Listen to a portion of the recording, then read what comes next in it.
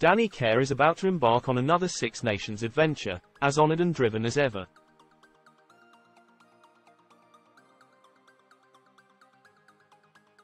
But for him and his family, like so many others, it is a time of scrutiny and strain, as well as pride and joy.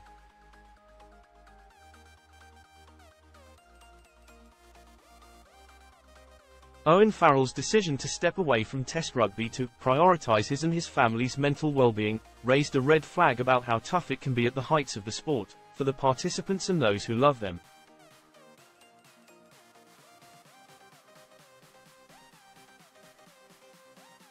Danny and Jodie Kerr agreed to a joint interview with Mail Sport to raise awareness of this critical issue, which takes a toll that is often hidden from public view.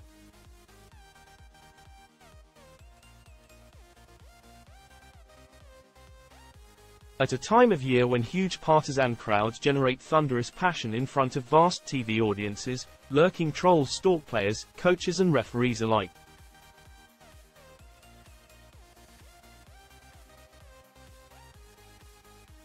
Wives and girlfriends, children, parents, siblings, other relatives and friends ride the roller coaster with the person in the glare of the spotlight.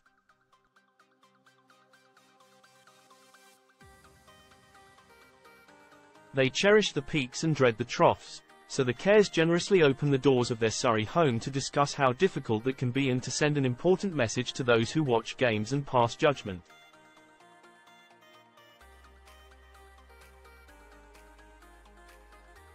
In essence, it is a simple one. Remember that behind the profiles are ordinary people who suffer when there is casual abuse thrown around.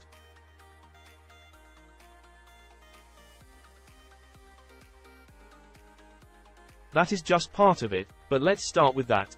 I would just say we are normal people, says Harlequin scrum half Danny Wright, who has been picked in another England squad at the age of 37.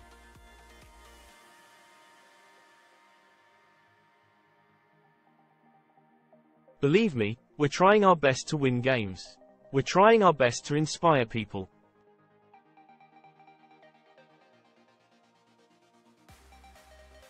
I want Twickenham to be a positive place. It wasn't a positive place in the last Six Nations, when I was there as a fan and doing a bit of work.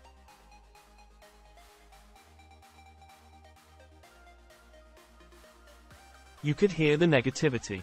I want it to become a happy environment where you can watch great rugby, and watch 15 lads trying their hardest to win.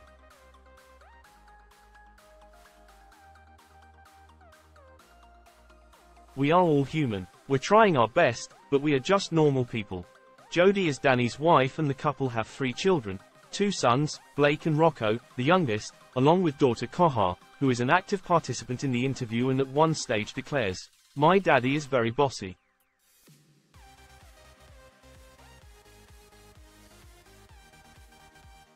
Many Quins and England forwards would doubtless agree.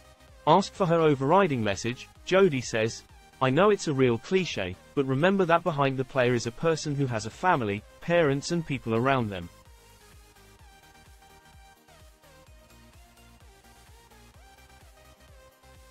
When people are giving him abuse, everyone around him takes the hit, too. Also, I just think when people are negative, the only effect that's going to have is a negative.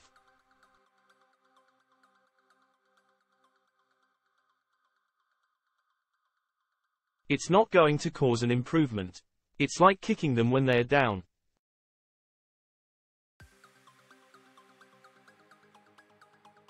"2 hours in the company of this engaging couple provides an insight into the churn of emotions for a leading player and the people living and breathing their career with them.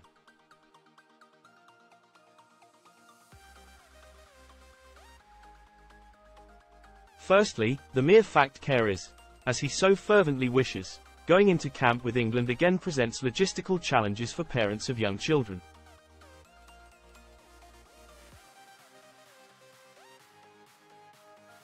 Blake, 9, is old enough to recognize and savor his father's sporting feats but also lament the associated absences.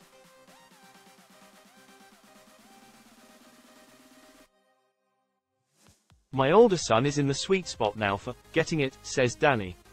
He loves sport.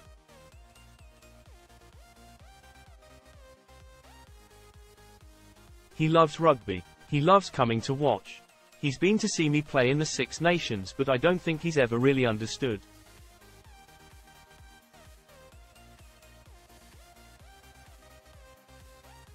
So this year, it would be amazing for him to be able to come and watch me play. But Jodie and I have anxiety about me going away again and the impact it has.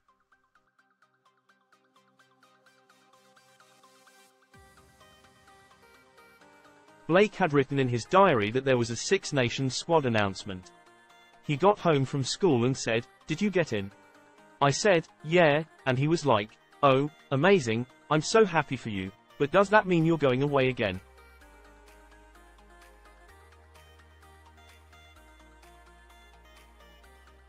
Jodie adds, "It's so lovely to see how much it means to Blake. He's so proud of his dad."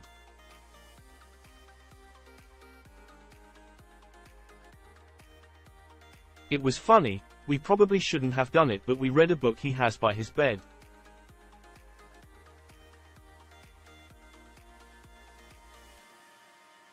It had one of those labels like, "If lost, please return to." He had put his name, age, and in brackets he had put, "Son of Danny Care, England rugby player."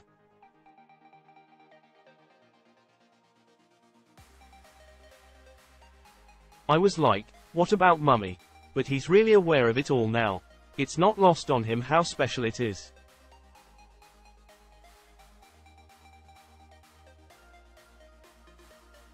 It is undoubtedly special when there are shared experiences at matches. Those are life highlights often captured in photos and sometimes shared with followers on social media.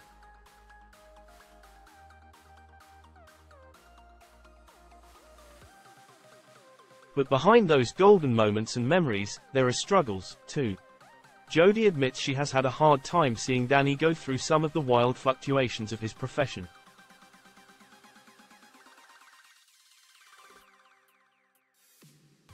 Over the years, if I'm honest, I've hated the England side of the media and things like that, she says.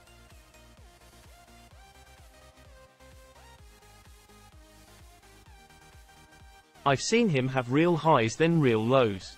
It's so hard. Addressing Danny, she adds, "Every time you play, I would feel sick, thinking, oh no, he's done something wrong.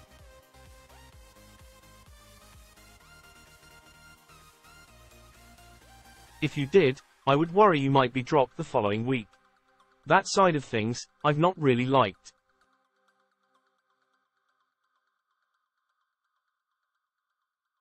The last World Cup was the first time I've felt quite calm, and I think that's because he's felt more calm, because I think he feels really trusted and valued by Steve Borthwick.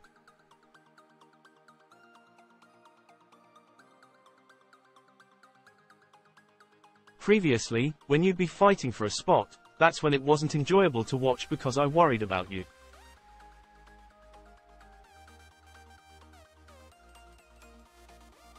The highs and the lows are horrendous. Years ago, I'd read quite a lot. If you played a game, I'd be looking to find out, what are people saying about him? He would look at it, so I wanted to be prepared for what he was seeing.